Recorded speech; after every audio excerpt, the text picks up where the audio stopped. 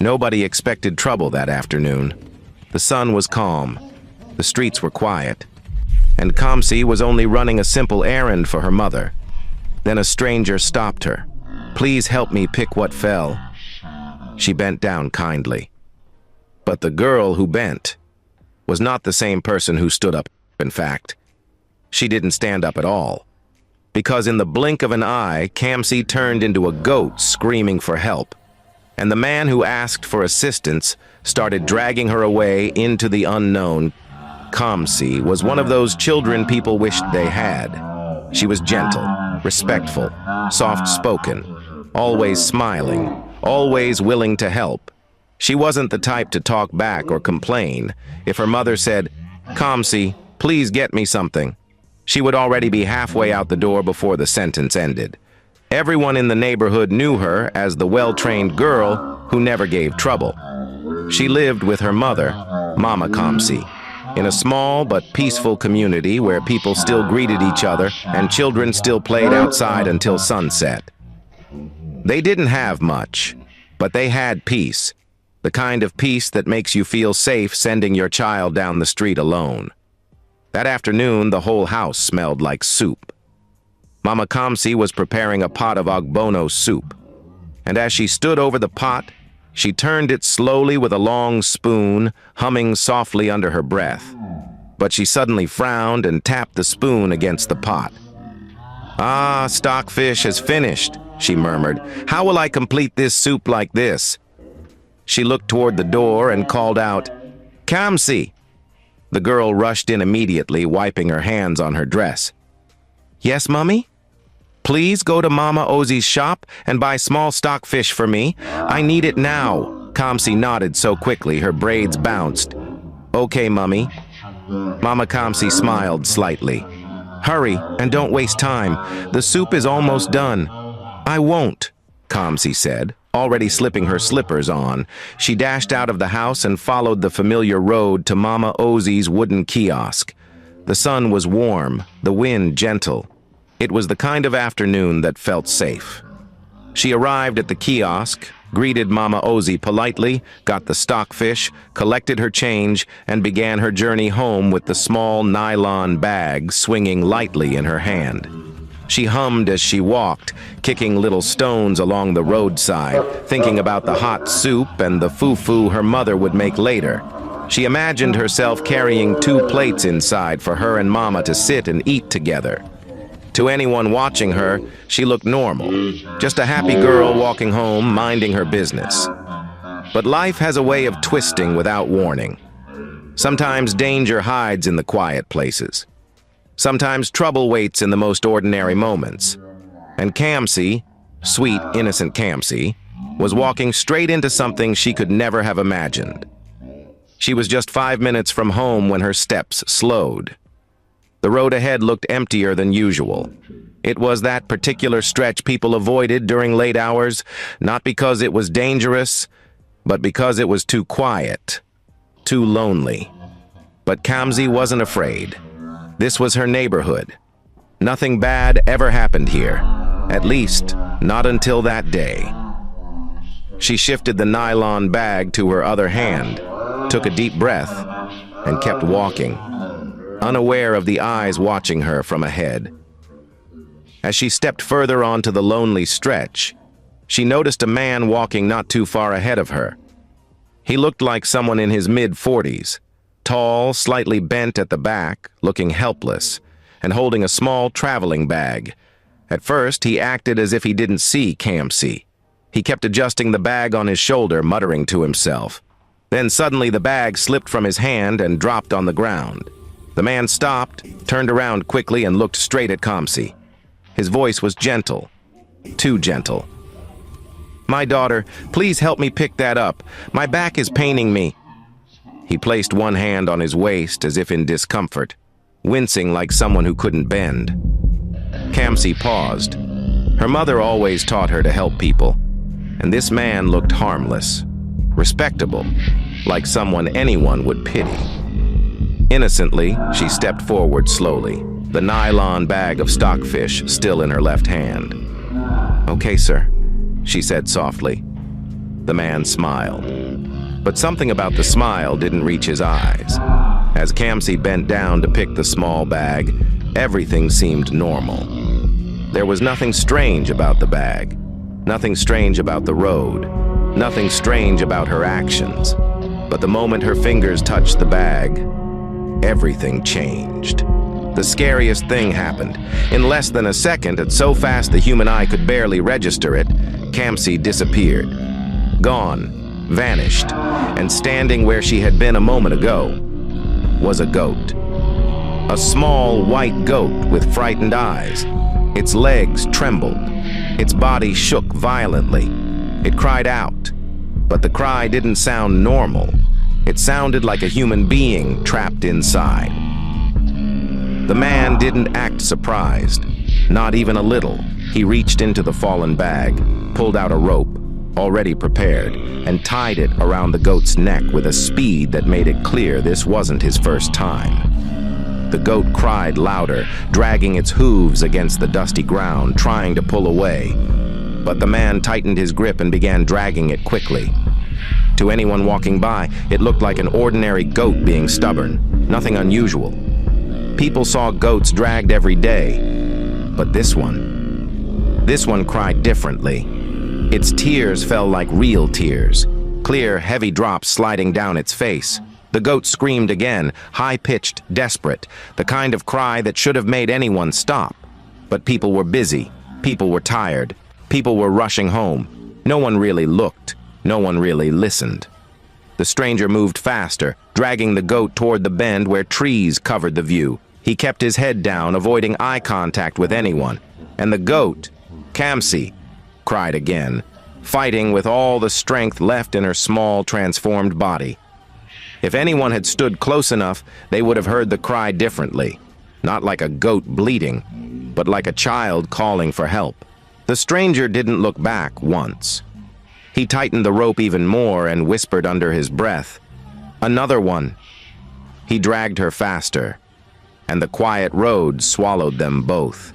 He walked quickly, still dragging the goat that was once Kamsi through the dusty path. He didn't look left or right. He didn't pause. His steps were quick and purposeful, like someone who had done this many times. Kamsi struggled weakly in the rope. Her hooves scraped the ground. Her voice cracked into sharp, frightened bleats. But anyone passing by assumed she was just a stubborn goat. He was almost at the junction now. The place where three small paths met, with a lone yellowing mango tree standing beside the road. But then, something unexpected happened. Under that mango tree sat Papa Odie, the old man the town whispered about. Some called him the man with vision. Others called him the one who sees what ordinary eyes cannot. Children sometimes avoided him because they feared his calm, patient eyes that always looked like they were watching something behind you, not you. That afternoon, Papa Odie sat in front of his tiny shop, peeling roasted groundnuts slowly. He wasn't expecting anything unusual. But as the man dragging the goat approached, the elder's hands stopped moving. He squinted, leaned forward slightly, and his eyes slowly widened. He could hear something, not bleating, not animal sounds, a cry, a faint, muffled, trembling cry, a child's cry. The old man stood up slowly and raised his hand. "Young man," he called out, his voice firm and steady. "Stop there! What are you dragging?" The stranger stiffened immediately. He turned sharply, annoyance in his eyes. "Are you blind?" he snapped. "It's my goat. Mind your business, old man." Papa Odie's gaze didn't shift. He stepped closer, leaning on his walking stick. "No," he said softly. "That is not a goat." People nearby turned. A few shop owners peeped out from behind their stalls. A young boy carrying groceries paused and stared. Papa Odie continued, his voice grew stronger. "This is a child. I hear her crying." A hush fell over the small gathering. Someone whispered, "Daddy Odie has started again, oh." Another murmured, "Which child? Can't you see it's just a goat?" The stranger tightened his grip on the rope, glaring at the elder. Again, his voice thundered, I said mind your business. Old man like you. But before he could finish, Papa Odie lifted one trembling hand and pointed at the goat. Look closely, he said calmly. Look at her eyes. People moved closer, some uncertain, some curious. At first, all they saw was the goat struggling. Then a woman standing at the front gasped suddenly and covered her mouth. Oh my God! Tears! Everyone froze. What tears? Another asked. The woman pointed with a shaking hand. Look, it's crying, real tears, look! And truly, from the goat's wide, terrified eyes, tears were rolling down, not drops of water, not something caused by dust. Real tears. Heavy, desperate tears that slid down the animal's face and dripped onto the dusty ground. The goat let out another cry, high, sharp, trembling like someone begging for help. A man at the back staggered backward. Jesus Christ! This goat is crying like a human being! Another woman screamed, clutching her head. This is not ordinary! The stranger stepped back. For the first time, panic flickered in his eyes. His voice shook slightly as he snapped, You all should stop shouting goats cry sometimes. Papa Odie banged his walking stick on the ground. No goat cries like this. No goat sheds tears like this. He stepped closer and said in a firm, low voice, This is someone's child. Tell us what you have done. Others in the crowd joined in. He should explain himself. What kind of goat cries like this? Old man is right. Something is wrong here. Where did you get this goat? And instantly, the atmosphere exploded with fear, anger, and confusion. The stranger's eyes darted left and right, like someone searching for escape. He tightened the rope around the goat's neck and tried to pull it away again, but this time the crowd blocked his path. One young man with a plank stepped forward. You're not going anywhere until you talk. The goat cried again, a long, painful wail that pierced everyone's heart. And that was the exact moment the entire place erupted. People realized this wasn't a goat's voice. It was a trapped soul crying for help. Back at home, Mama Kamsi stirred her soup one last time and turned off the stove. The aroma filled the small kitchen, rich and warm. The soup was ready, and Kamsi? The child wasn't back yet, and she had to bring it down so it wouldn't burn on the fire. She turned, but the house was silent. Too silent. She frowned and checked the small wall clock again, after what felt like the 20th time over 1 hour had passed. Kamsi left for a few-minute journey, and still had not returned. A slow, cold worry crawled up her spine. She wiped her hands on her wrapper and stepped outside, scanning the street. Nothing. No sign of her daughter. Kamsi! She called out, her voice rising slightly. Still no response. Only the sound of distant chatter answered her. She stood still for a moment, her heartbeat quickening. She should have been back since, she whispered. Her feet began to move on their own. Barely tying her wrapper properly, she rushed down the street, her mind already racing. What's keeping her? Did she meet friends? Did she fall? Did she lose the money? But as she walked faster, something inside her chest tightened painfully. A mother's instinct. An instinct that whispers before danger fully arrives. Halfway down the road, a neighbor, Mama Eve, ran toward her, waving frantically. Mama Kamsi! Mama Kamsi! Her voice was panicked. Mama Kamsi stopped abruptly. Yes, Mama Eve. What is it? You look like someone or something is chasing you. The neighbor grabbed her arm. Have you heard? They caught a man that turned a girl into a goat. People are screaming at the junction. For a second, everything around Mama Kamsi went silent.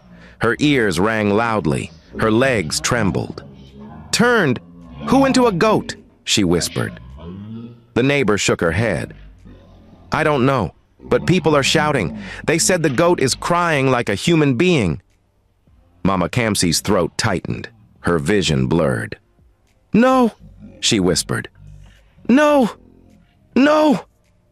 Her mind tried to reject the thought, trying to force its way in. Kamsi, Kamsi, where are you? She picked up her pace, almost running now. Her wrapper loosened, but she didn't care. Her heart pounded so loudly she could hear it in her ears. As she approached the junction, noise hit her like a wave. Shouting, screaming, people pushing, children crying, she forced her way through the crowd. "Let me pass. Excuse me, let me pass." Her voice cracked with panic. And then she saw it.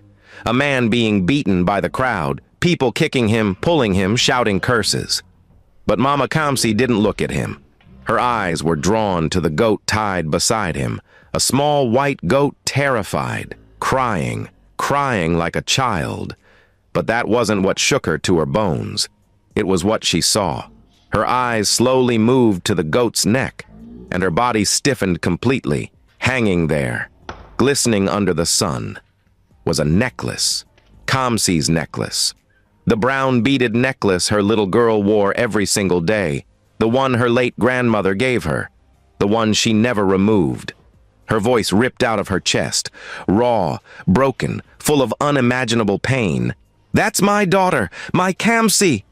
The crowd scattered back in shock. "Mama Kamsi? You know this goat? What are you saying? How can this be your daughter?" She fell to her knees, sobbing uncontrollably, grabbing the goat. "This is my child! This is my child!" she cried. "This is Kamsi! Look at her necklace! This is her necklace!" Some people gasped loudly. A few stepped back nervously. But then something happened that sealed the truth without question.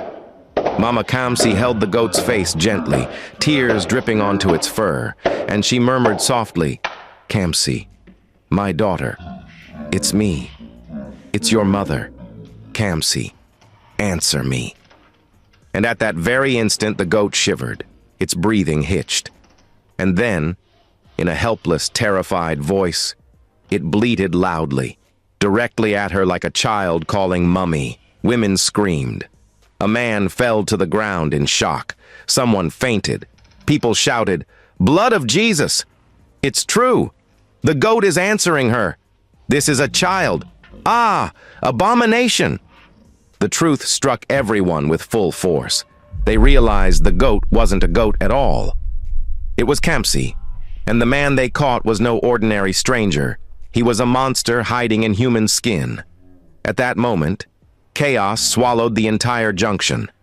The man struggled on the ground as angry hands grabbed him from every direction. A kick landed on his side. Another man held him by the collar, shaking him furiously. "You turned her into goat? You evil man! You kill our children!" The stranger tried to cover his face, but the crowd refused to let him breathe. Hands pushed him. Feet stamped the ground around him. Spit flew in anger. "What do you do with these innocent souls? Talk!" a young man shouted, grabbing his shirt. "What did you do to that girl?" The stranger shook his head violently, his voice cracking. "Leave me! Leave me alone! I didn't do anything!" But no one believed him. Someone grabbed his bag from the floor and emptied it, revealing ropes, strange powders, tiny bones wrapped in leaves, and small cowries tied with black threads. The crowd gasped in horror. "My God! What is all this? Charm, ritual things. This man is wicked!" Another slap met his cheek. "Talk before we finish you here!" someone yelled. The stranger trembled. His lips quivered. Fear ate through his bones. I didn't.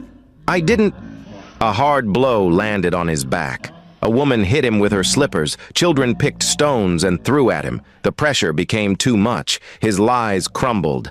And finally he screamed, Okay, I will talk. Please, I'll talk." The crowd fell silent. People leaned in, some with fear, some with rage, some with shaking hands. His chest rose and fell rapidly as he panted. His eyes darted from face to face, knowing he was trapped. He swallowed hard, and then he began. Yes, it's true," he whispered. "I turn children, and sometimes adults, into goats." A thick silence swallowed the crowd. Someone fell to their knees. Someone else covered their mouth. A woman started crying without shame. The stranger continued, his voice trembling. "The goats I carry around are not goats. They are people." Gasps sliced through the air like blades. He shook his head hopelessly. It's not only Kamsi. There are many, many others. I change them with my enchanted bag. Once they touch it, their body changes instantly. Their spirit becomes trapped inside the goat's form. They can't talk. They can't run. They can only cry. A woman screamed and clutched her chest. Another fainted. 2 young men held her before she hit the ground. Someone shouted, "Blood of Jesus!" Another cried, "God, have mercy!" But he wasn't done. He continued, voice shaking even more. "I sell them to butchers." The crowd boiled. "What? You devil? So the meat we eat? My God!" He nodded slowly, eyes filled with fear. "The butchers think they're normal goats. They kill them, cut them, sell them as meat. People eat them, not knowing they are eating human beings." A young man vomited immediately. Others turned away, gagging. Some people began to scream uncontrollably, clawing at their own skin as if trying to scrape away the horror, but the stranger kept confessing. Maybe out of fear, maybe because there was nothing left to hide. And sometimes, I sell them to ritualists. The entire crowd froze again. He nodded shakily. Ritualists and herbalists. They use the goat-shaped victims for sacrifices. They take their blood, their body. Their spirit remains trapped forever. They never return to human form again.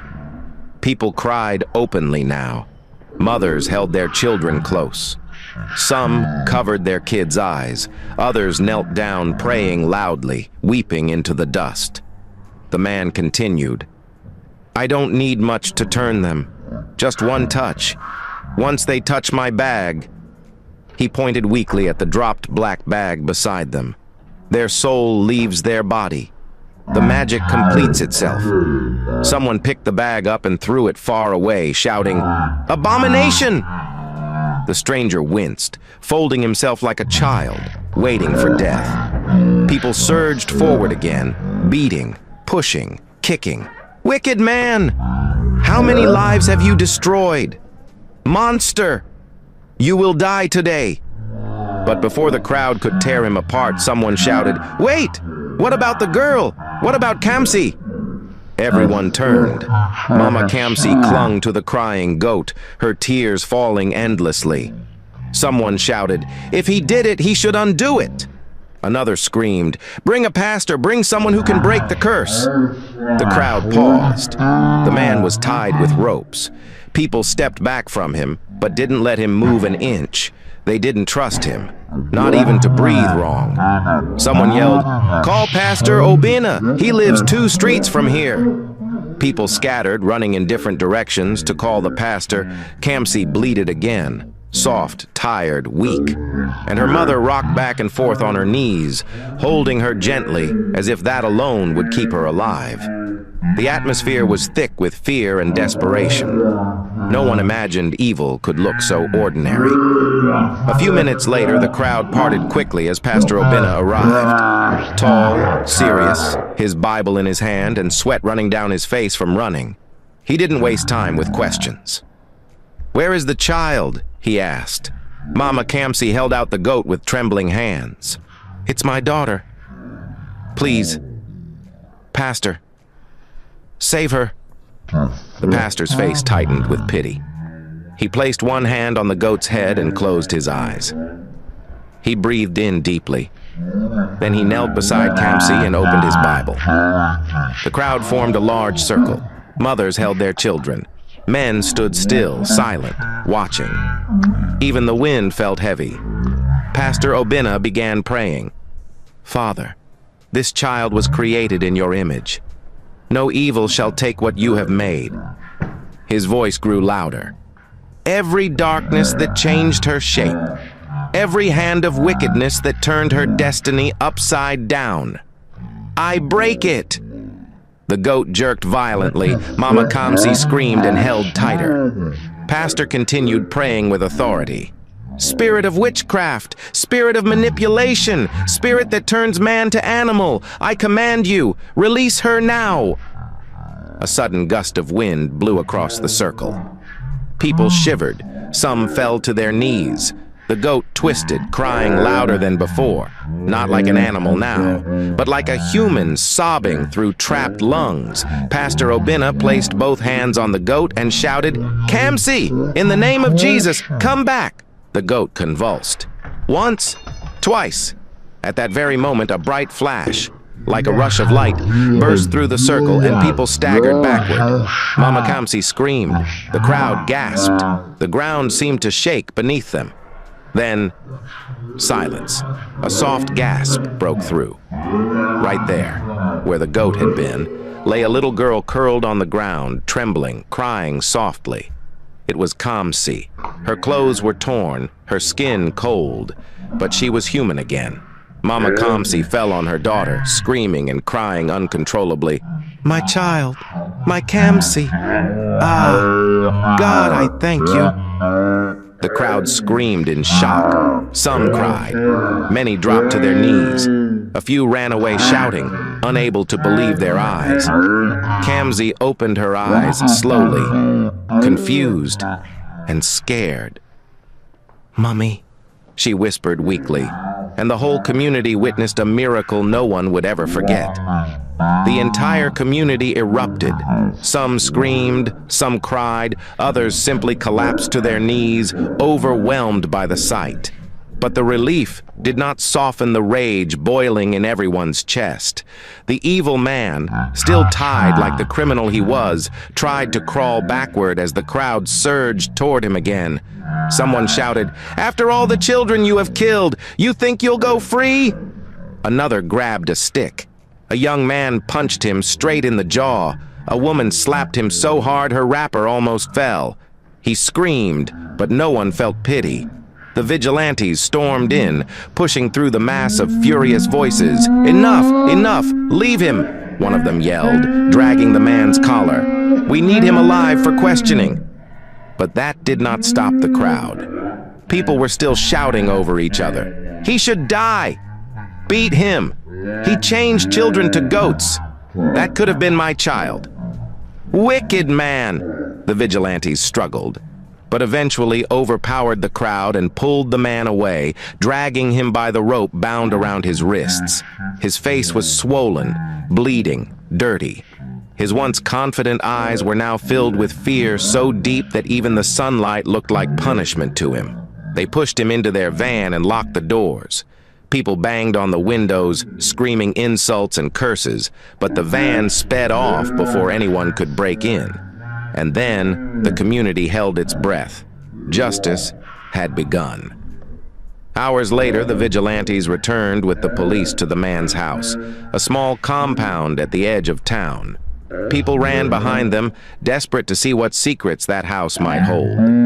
When the officers broke the door open, a foul smell escaped, thick, damp, rotten, as if the floor itself held dead memories. Inside they found bundles of ropes, tied exactly the way he used to drag transformed victims. Multiple black bags, identical to the enchanted one Kamsi had touched strange charms, tied with cowries, feathers, and red cloths. Blood-stained basins, some still wet. Bones, small bones, too small to belong to adults. A police officer froze in the doorway. "Oh God, these are children's bones!" Another officer shouted, "We found clothes!" There, on a dusty shelf, were tiny shirts, school uniforms, sandals, clothes worn by little kids, items of clothing reported missing for months. Some women collapsed on the ground crying. Some men clenched their fists until their knuckles turned white. This wasn't just one evil act. This was a graveyard disguised as a house. By evening, the entire community was gathered at the town square. Mothers who once hoped their missing children might return now screamed in heartbreak. Family members of missing adults wept loudly. Even men who hadn't cried in years shed tears openly. Priests came. People gathered. Traditional elders shook their heads in sorrow. Everyone mourned the souls of those who never returned. And in the midst of it all, little Kamsi sat quietly on a mat beside her mother. She looked weak and confused, her eyes swollen from crying earlier. Her mother didn't let go of her for 1 second. She wrapped her 2 arms around Kamsi the whole time, rocking her and whispering, "My child, thank God you came back to me." Kamsi leaned into her mother's chest. She still felt faint traces of fear, as if the rope was still around her neck. Sometimes she flinched when someone spoke too loud. Sometimes her breathing changed when she heard people shout, but she was alive and human. That alone was a miracle. By the next morning, the entire region had heard the story. Newspapers reported it, radio stations discussed it. People recorded videos at the scene and posted them online. The headline everywhere was the same: "Man arrested for turning children into goats." Women gathered at corners, crying and praying. Men shook their heads in anger, promising that such evil would never step foot in their community again. Parents held their children tighter. Some didn't even let their kids go to school for days. Shops played the same story over and over. Everyone said the same thing. What if it had been my own child? God forbid. Never again. Never help anyone pick anything from the ground. The effect of the horror was feelable everywhere. The elders met quickly with the chiefs and leaders. After a long debate, a new rule was announced. No one, young or old, must ever pick anything for a stranger. If a stranger drops something, let them pick it themselves. People nodded in agreement. Mothers shouted, "Yes." Fear had opened their eyes. The world could smile on the outside and still hide darkness beneath. Kamsi sat beside her mother during the announcement, her head resting on Mama Kamsi's shoulder. She looked tired, but safe. Alive, but changed. Her mother held her close as if she would never let go again. And no one in the community doubted it, that the little girl had survived something most humans never returned from. Lesson from this story. The story of Kamsi became more than just a tale. It became a warning, a lesson carved into every mind. And the moral was clear. Not every help is safe. Sometimes danger hides behind a simple request. Not every stranger is innocent. Wicked people don't always look wicked. Because evil sometimes hides behind politeness, a gentle voice can hide a dark heart. To parents and guardians, teach children and adults never to pick strange objects for strangers, especially if they feel something odd at that point in time. Not every "please help me" is truly asking for help. The world we live in is full of kindness, and there are still hearts full of darkness. Wisdom, they say, can save a life just as much as goodness can. Now tell me, have you ever heard stories like this in your community, or stories that sound strangely similar? What would you have done if you were Kamsi? Would you have helped the stranger, or walked away? Do you believe the stranger got what he deserved? Share your thoughts in the comments. Your voice might help someone avoid danger. And don't forget to like, share, and subscribe to African Tales by Emade for more shocking, mysterious, and spiritually eye-opening stories from the heart of Africa. Because sometimes the stories we tell are the warnings that save lives. See you in the next one.